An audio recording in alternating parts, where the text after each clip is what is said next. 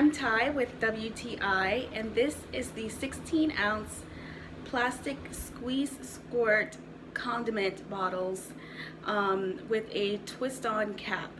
Now, this comes in a pack of 6, and the reason why I purchased these was because I wanted uniformity in my refrigerator. So instead of having different bottles of ketchup, mustard, ranch, olive oil, I just decided to buy these and then have them all look uniformed and put them in these bottles.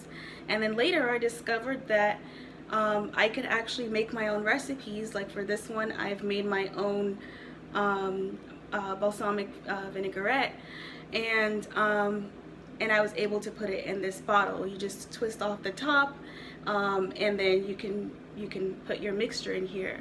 But what I also like about these is that if you want to do a fancy design on your plates or on a dessert like a cake or something, you can use these because the top of it is such a skinny top.